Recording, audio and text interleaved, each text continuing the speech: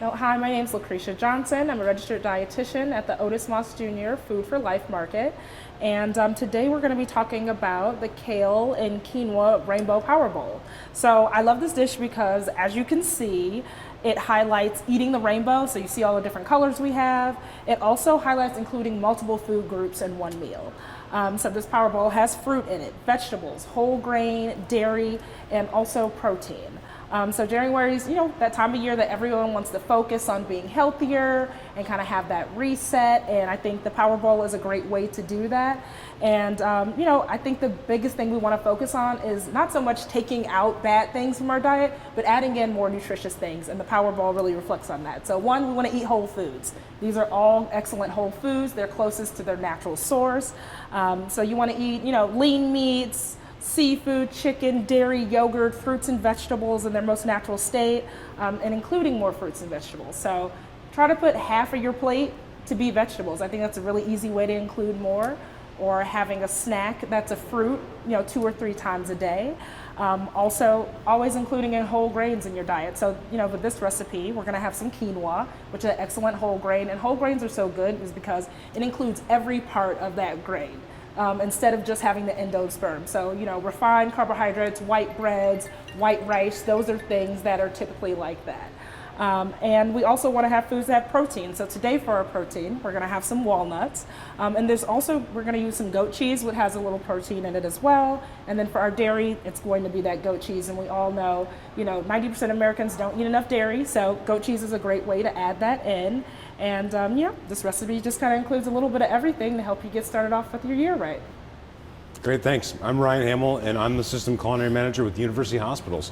And I'm going to show you how to make this great power bowl.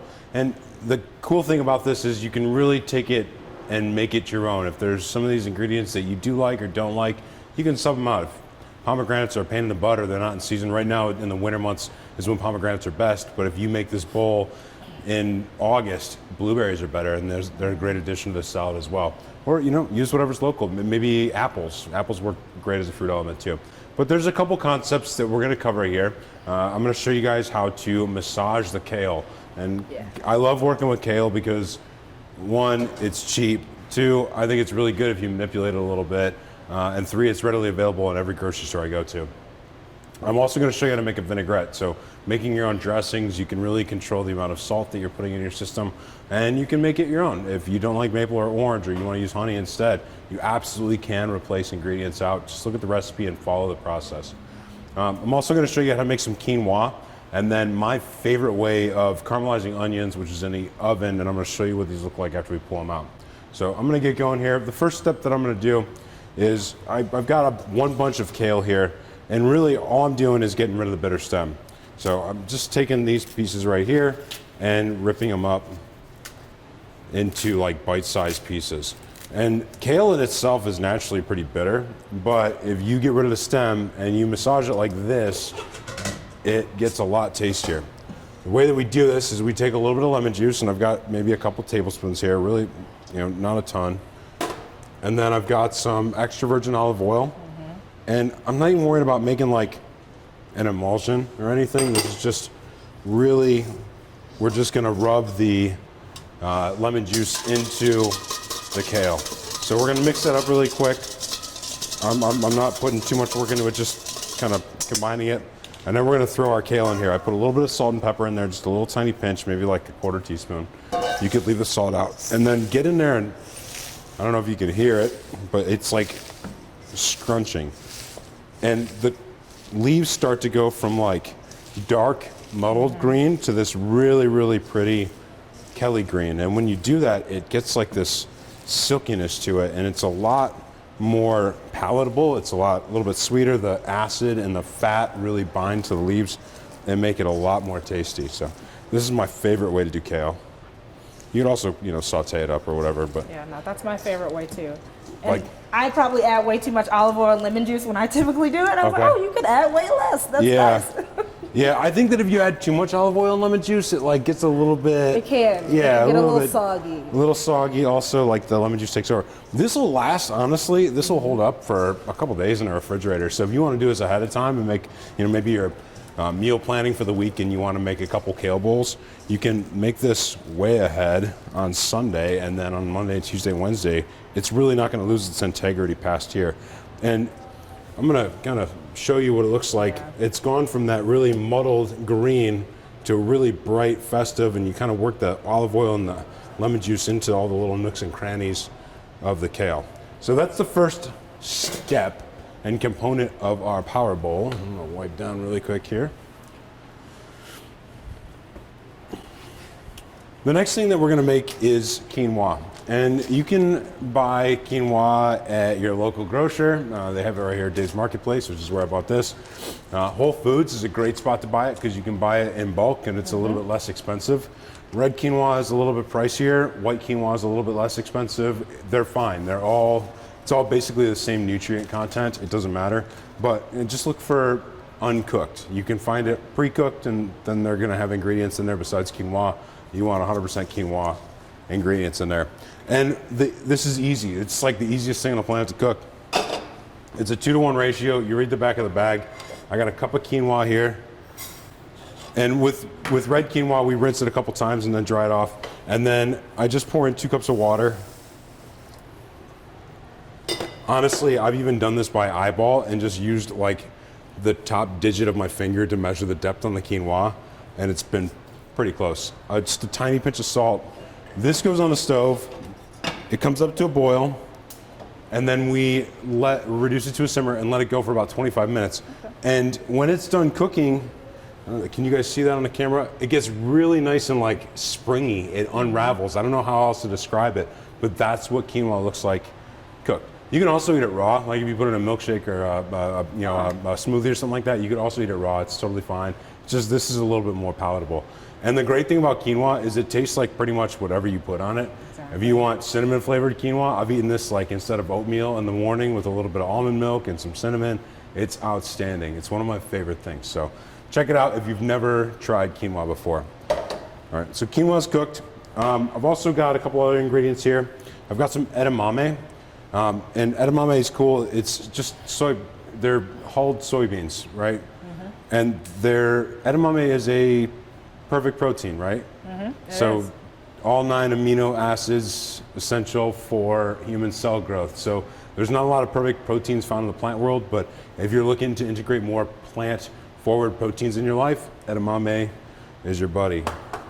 I've also got some shredded carrots here. I've got an orange that we're going to use in the vinaigrette, and I'll get to that in a second. I've got some walnuts here that I toasted in a 375 degree oven for 6 to 7 minutes. I've probably burned more nuts than anybody will toast in their entire life. Please set a timer when you're toasting nuts in your oven, all right? Sheet tray, nice and flat. If you smell them, it's too late. And then another trick is to take the nuts off of the tray when they come out of the oven, because they'll continue to cook on that hot tray. I've also got a pomegranate here, which I'll get into in a second. Actually, I'm going to cut this right now. So this is a pomegranate. I don't know if you guys have seen this in your grocer or just wondered like what it was or how to eat it. It's a little bit goofy. If you cut it in half, there's red stuff everywhere. You can see I'm wearing an apron. I'm notoriously messy when it comes to pomegranates. I'm going to show you the easiest way I know how to clean one of these. And it involves a paring knife. So if you look, you'll see there's like these little ridge lines along the edge. And they're not really too defined. They're kind of rounded. But I'm really just going to take the paring knife and cut the top, like a little hole in the top here. A little deeper than that, Ryan. Yikes. And then we cut along these ridge lines, kind of right in the middle. And we cut about 1/8 of an inch down, maybe 1/4 of an inch down. But really, you don't want to get into the seeds because then they start to get really juicy. And when it gets juicy, then you get red pomegranate juice everywhere. You can also buy these already popped out of the... I do that. Already popped out? I do. I don't feel like I'm as skilled with a paring knife and too much white in the kitchen, so. Right, so if you buy these in the store in a little container, what is it like? They're like $5 a container. $5 for half the amount of seeds you get out of a pomegranate that costs like $3. And look for something that's bright red, waxy on the outside. But you can see, boom. So good. So good. Oh my gosh, these are like tart and crunchy and a little punchy. Yeah. So then we just break this apart. And you can see there's like little, they're called arils, A-E-R-I-L-S, and they're kind of bouncing all over the place. But then I'll take it, and I take a big, heavy spoon, wooden spoon works, and just give it a couple taps on the back. And voila. Just a couple taps. And then membrane comes out. And we're gonna put that over there. Don't eat the membrane. Don't eat the membrane. That's it's the white bitter, part. nasty. Very bitter. Yeah. Couple pops, and they fall right out. These are like my favorite things on the planet. And so you can see, they pop right, oh, I dropped a couple. But, you know, whatever. They're fun, they're tart, they're sweet, they're crunchy. I'm gonna eat those later. Scoop these guys up. Definitely get the white towels out of the way and make sure you got an apron on. All right, so I've got my pomegranate seeds. And now I've got some caramelized onions. So these onions, I really just peeled them and I cut them about 3/4 of an inch thick, sliced on a sheet pan, a little bit of olive oil, a little bit of salt and pepper, brush both sides, and put them in a 375-degree oven for 10 minutes. Flip them, do another 10 minutes, spin them, do like another 5 or 6 minutes, and you can see they're soft, and like when you bite into them, they're super sweet. So we're gonna take these guys and just run a knife through them really quick.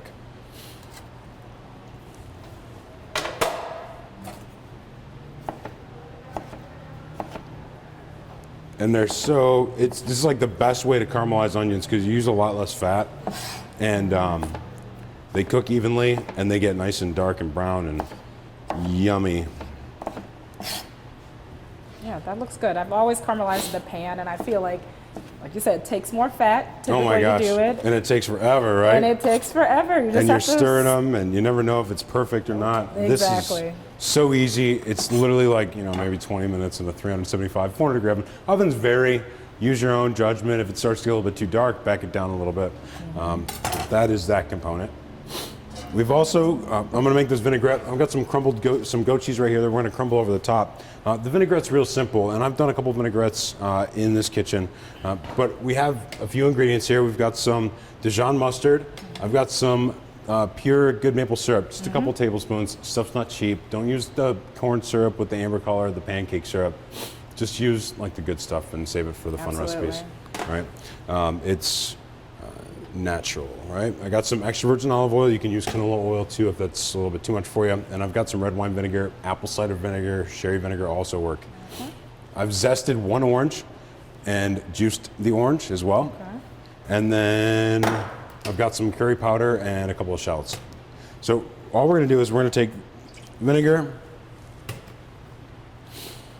our mustard, and I put quite a bit of mustard in there. It gives a nice little sharp tone to it. And then it also helps emulsify the dressing.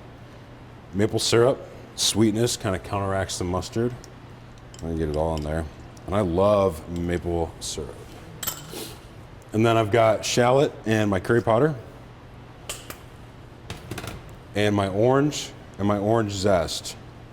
And orange zest, like the outside, that's where all the flavor is, right? The juice is sweet, but the real like punchy oranginess comes from the zest. So we're gonna add like a 1/4 teaspoon of salt, a good pinch of black pepper, and we're gonna whisk this together. And I'm gonna throw a towel down because I've only got 2 hands and I can't hold the bowl while I'm whisking. And I'm going to whisk here, and you'll see this is so easy. Just whisk everything to kind of combine it. And then we can take our olive oil, and my olive oil is chilled. Now, does it make a difference if it's chilled or room temperature? Yeah, it makes it a little bit easier to emulsify if it's chilled. Okay. So we're just whisking here, back and forth, and drizzling in the olive oil slowly. And we're adding the salt right out the gate because that's gonna dissolve in the vinegar, and then you'll end up using less in it. You can also use like a blender and drizzle in the oil here. But right before your eyes, I'm making a quick little vinaigrette dressing that we're going to use to top this salad and bring all the ingredients together.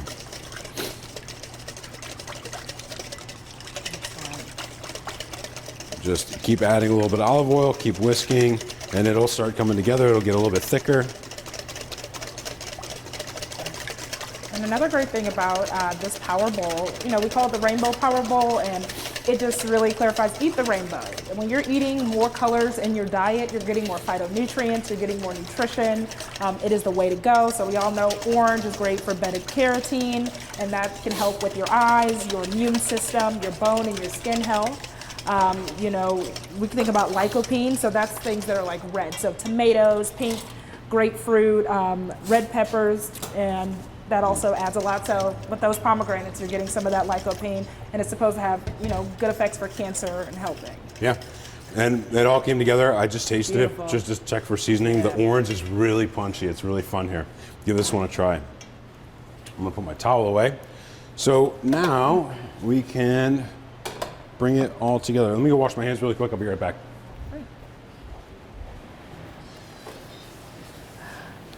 Right, some other phytonutrients we can think about is like lutein, so that's in kale, collard green, so we're having that kale. Those are good things, and that is great for your eye health. That's also good for heart health and cancer prevention as well.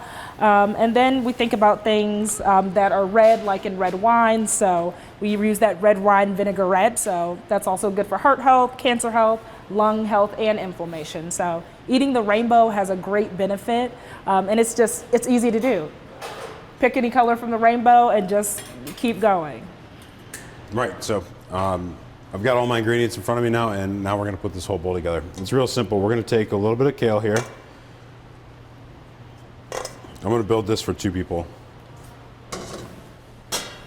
And then we'll take our carrots, and we can kind of get creative with it. Put the carrots in a corner here. I'm gonna take some olive oil, some of these caramelized onions, and that's gonna go up here. And these ingredients can be cold, they can be warm, whatever your fancy. This stuff's all kind of not completely cold, so it'll be more of a warmer lunch on this cold day. Quinoa goes in the corner. I've got some edamame.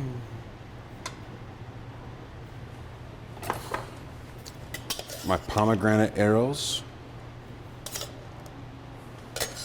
And then we're gonna take some of these walnuts, and you can beat them with a hammer. We used to beat them in a towel with a hammer when I was a kid, but now I just, Arnold Schwarzenegger, crumble them up with my hands.